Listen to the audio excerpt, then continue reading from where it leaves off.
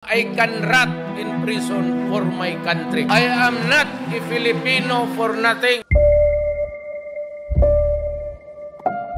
Sa puntong ito, ireserba ang lakas. Mayroon pa tayong laban na susuungin September 21.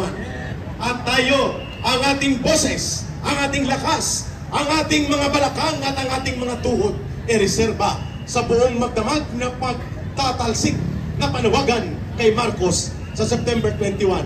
At i-ready ang pang-ingay ng Duterte rider supporters. Bago yan, pakinggan muna natin si Kuya Oni, representante ng sektor ng mga mananakay sa motor, Duterte Riders Supporters.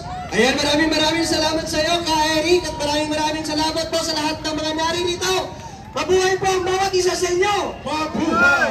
Hindi ko na po kayo babatiin ng magandang gabi dahil hanggat hindi bumababa ang magnanakaw sa kaban ng bayan, kailanman hindi magiging maganda ang ating mga gabi! Tama!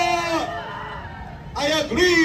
Mga kababayan, 2 araw kami doon sa Kongreso bago si Tambaloslos bumaba sa kanyang trono. Ayun! Doon ko po kami natulog. Wala kaming pagod sa kakasigaw at kakapanawagan upang si Tambaloslos ay bumaba sa kanyang trono. Tama! Buti na lamang po, sa pangalawang araw pa lamang, kung hindi pa namin pinaghaharang ang mga pumapasok na sasakyan, hindi pa siya lalabas o uupo o alis sa kanyang upuan. Dapat lang yun! Kaya mga kababayan, hindi ko na po isa-isahin ang mga pagnanakaw na ginagawa nila sa kaban ng bayan. Dahil malinaw pa, maliwanag pa sa sikat ng araw ang pinaggagawa nilang katarantaduhan sa atin sa harap-harapan. Ang pagnanakaw sa kaban ng bayan ay para na itong puno na nag-ugat na sa kailalim-laliman. Ang problema sa administrasyong ito, dahil kung sino pa yung pinaka-leader natin, siya bang pinakapuno ng korupsyon? Tama! Si Marcos mismo ang punong kriminal sa pandarambong sa kaban ng bayan. Kung bakit mga kababayan, ang bawat sanga ng puno na ito ay siya ring bunga kung ano yung inahatid ng punong ito. Kaya pagod na po tayo mga kababayan. Bigyan na po tayo. Ayan na! Sa bawat rally. Ang ambulansya, sana si Marcos na para sa loob niya. Sumasagit na po yung Pwede ako pupunta doon sa aglit. Sumasagit na po yung Pwede. mga dibdib. Tama! Tama na. Punta tayo doon mamaya. Sobra na. Palitan na. Pababain na. Punta kami Salazar, punta kami mamaya after dito. Kaya mga kababayan, sa lahat po na mga naririto, mga vloggers natin at mga kababayan nating naririto, manawagan po na tayo sa ating mga pamilya, kamag-anak, kapitbahay, upang makiisa at upang tayo'y magsama-sama sa panawagan na si Marcos ay dapat bumaba na sa kanyang trono. Marcos Romualdez Palayasin! Marcos Romualdez Palayasin!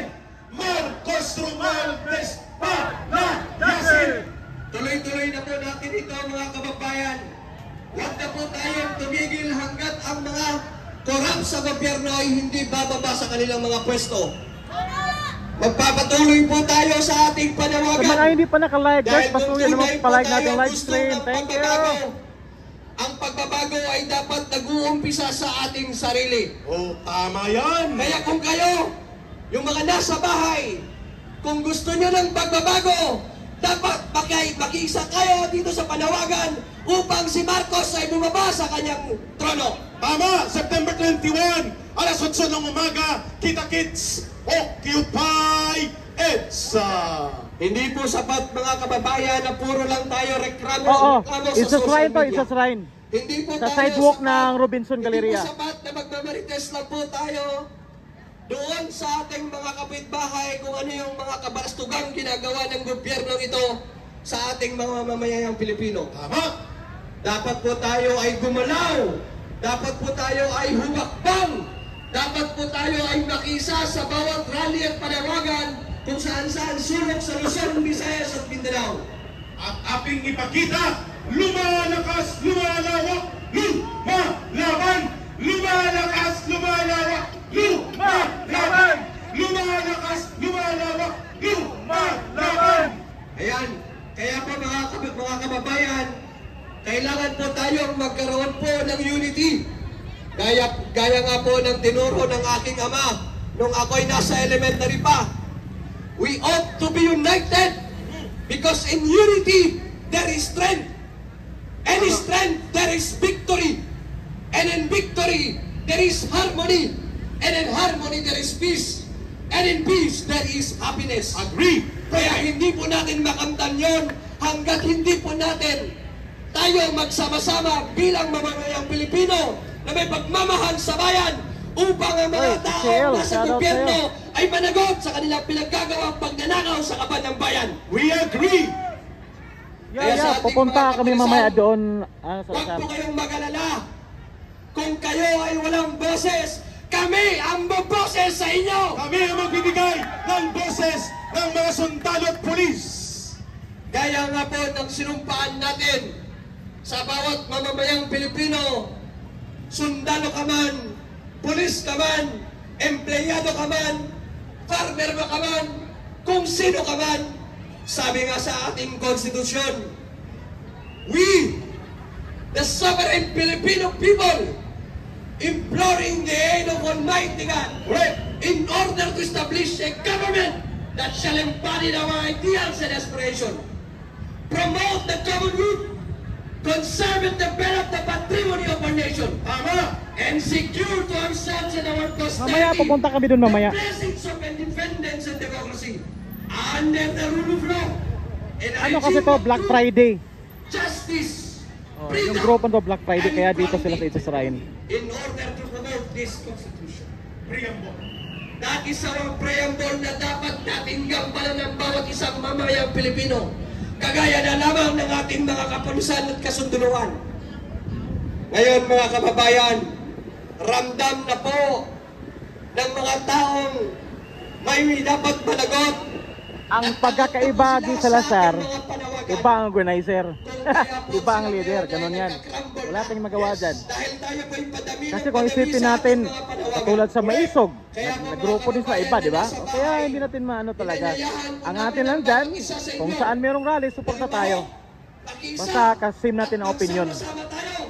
Upang manawagan na si Marcos ng ang ating bangag at putangin ng presidente ay pumapala sa kanyang pwesto. Tama! Marcos resign! Marcos resign! Marcos resign! Marcos resign! Marcos resign! Kaya mga kababayan, ang ginagawa natin ito ay hindi ito sa kapakanan ng ating pamilya o sa ating sarili. Oo, sa diretso ating ako mamaya kamag-anak, doon. o sa Kami ni ating BML. kakaibigan o kapitbahay. Ginagawa po natin ito dahil po tayo ay may dugong Pilipino. Tama! At bilang dugong Pilipino, dapat meron kang pagmamahal sa sariling bayan. Kung ang sariling bayan mo ay inaapi na, huwag kang pumayag na patuloy silang mag-aapi sa mamamayang Pilipino. Kaya sama-sama tayo para sa Diyos, para sa bayan, at para sa kapwa. Maraming salamat sa inyo. Ayun mga kababayan! At sa lahat po, buksan ang flashlight o ilaw ng cellphone at sa pagsarado ng ating panimulang Friday protest na ito in prelude to the September 21. Aawitin po natin ang inyong paborito. Yan. Everybody please raise up your cell phone. Everybody please open the light on your cell phone. Please. And the 30 rider supporters, pagkatapos nito, noise barrage, and then we will dismiss ang ating programa. Start tayo! I-shortcut na natin. Kay sarap mabuhay sa sariling bayan kung walang alipin at may kalayaan. ang bayan sinisiil, bukas ay babangon din. Kaya sa mga bago pa sa ating live stream sa ating channel, huwag kalimutan mag-subscribe mga kaibigan at mag-like na rin at i-share sa inyong mga kaibigan. Thank you! Ayan, i-comment nyo po yung mga opinion nyo guys. Huwag pong manahimik, i-comment nyo po yung kanyang mga hinanais sa gobyernong ito mga kaibigan. Tulungin mo at tumibiglas, bayan pa kayang saktan dilag, ang di magnasang makaalpas. Pilipinas kong minumutya, pugad ng luha at dalita, aming at ika, makita kang sakdalaya. One more time. Aming at ika, makita kang sakdalaya. Bayan, bayan, bayan ko, bayan, bayan, bayan ko, di patapos ang laban mo, di patapos ang laban mo. Gobyernong magnanakaw, gobyernong magnanakaw, labanan mo, itakwil mo, labanan mo, itakwil mo. Sabay-sabay, sundan niyo si Ka-Eric. Bayan, bayan, bayan ko, bayan, bayan, bayan ko, di patapos ang laban mo, di patapos ang laban mo. Gobyernong magnanakaw, gobyernong magnanakaw, labanan mo, itakwil mo, labanan mo, itakwil mo. At the count of 5 hanggang 0, ihanda ang kalambag ng bayan, ang mga busina ng mga motor, at ang sino man na may dalang turotot at whistle. 5, 4, 3, 2, 1, 0, go! Mag-ingay! Mag-ingay! Mga yasing Diyos! Mag-ingay! Mag-ingay! At tababundong! Mas maingay! Tababundong! Busina! Busina! Busina sa pagkaman! Busina sa pagkaman! Laban sa bayan Pilipino! Laban sa bayan Pilipino!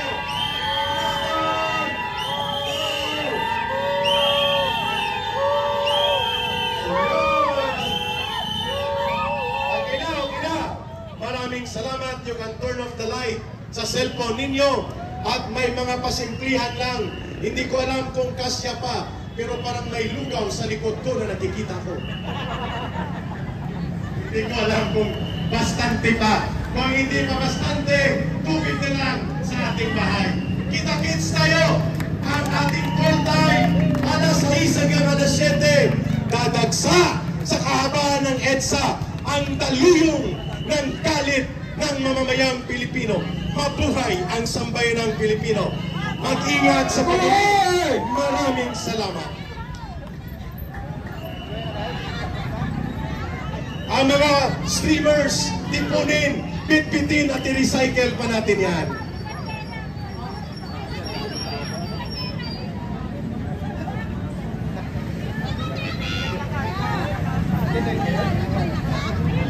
Tapos na mamaya pupunta kami sa Campo de Ganalyo mga kaibigan.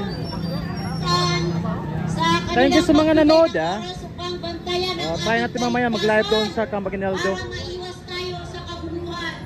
Maraming salamat po sa pamumuno ng kapulisan na tumayo para bantayan kami habang kami ay nagtitipon dito sa EDSA.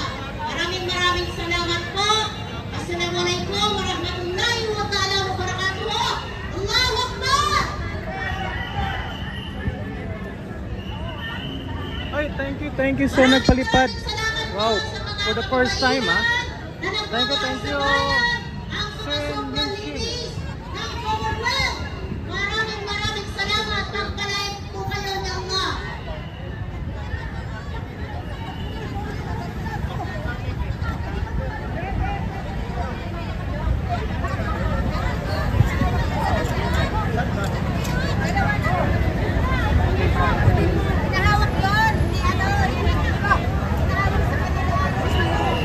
Camp Aguinaldo tayo, pre. Ha? Camp Aguinaldo tayo. Saan ba yun? Saan ba banda? Malapit lang ba? Alam eh. Alam mo yung Camp Crame, Santulan.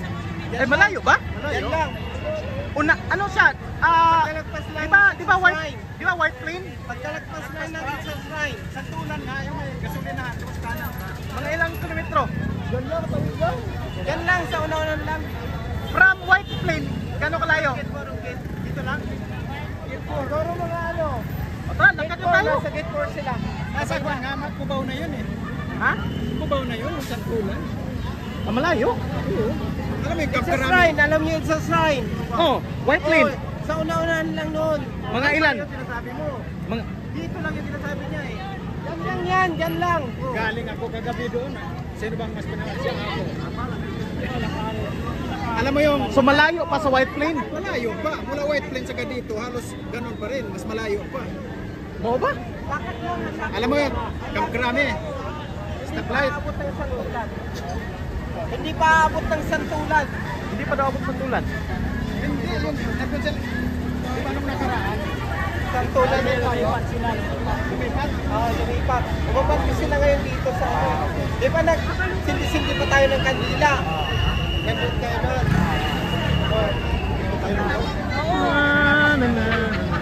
May lugaw din, no? Ito yung lugaw. Hindi kayo lugaw. Pre, punta tayo Camp Aguinaldo, pre. Lakad lang tayo. Dapat lang. Dapat lang. Tara na. Tara, sabay ako. Oh. Tara. Bemel, Kapit na kayo. Camp Aguinaldo. Tara. Mali yung sinasabi mo eh. Sabi ko sa'yo, mali yung sinasabi mo. Dito lang yung sila ngayon. Lumipat na sila. Kaya kasabi ko mali. O tara na. Tara. Tara kayo, lalakan na kami papuntang Camp Aguinaldo.